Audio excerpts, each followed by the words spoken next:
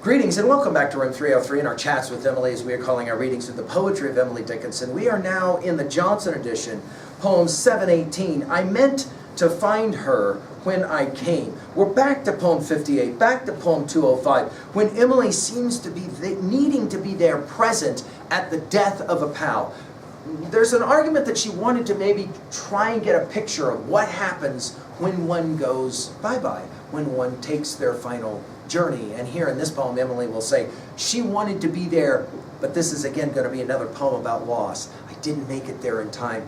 Death being personified in this poem. Our assumption is that you've been following our stuff at LearnStrong.net. Down that left-hand side, Chats with Emily's our playlist. Hopefully you worked through a set of introductory comments as well as the preceding 770 poems. We just finished with 717, The Beggar Lad Died Early. Another poem about death. She says it this way, I meant to find her when I came. Death had the same design, but the success was his, it seems, and the surrender mine. I meant to tell her how I longed for just this single time, but death had told her so the first, and she had passed with him. To wander now is my repose. To rest would be a privilege of hurricane to memory and me. Of course, this idea of resting will take us back to 7:14, rests at night. The idea that all I get now is agony because I wasn't there in time to meet the passing of my pal. Notice twice said, I meant to. I meant to find her, notice capitalized. We don't know who the her of this poem is, by the way. When I came, death had the same design. Death mentioned in 135 poems of Emily's.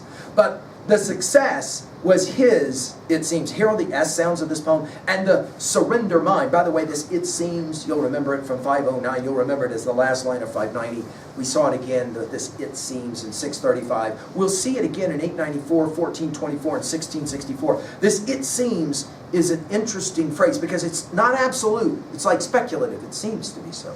Surrender was mine. In other words, I had to get right with it. I didn't get to see my pal before she passed.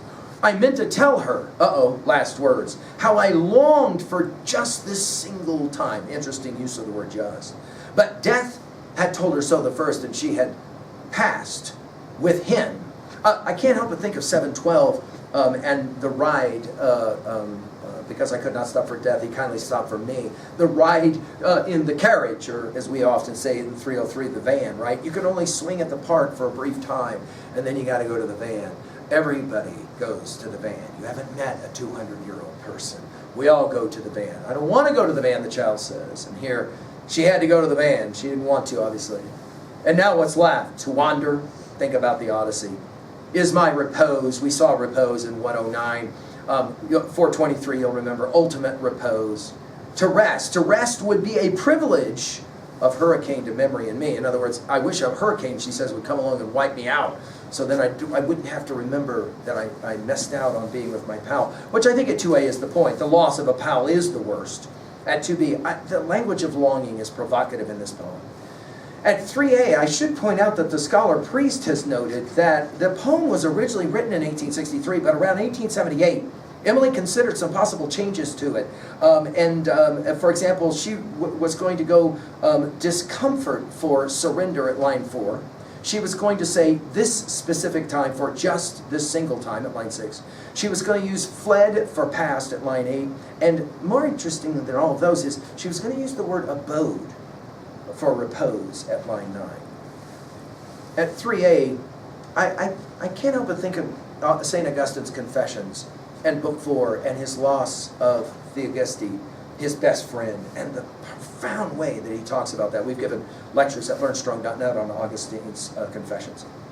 Finally, at 3b, when was a time that you lost someone, maybe not to death, maybe as a friendship or something, and you lamented that, you mourned that? Thank you.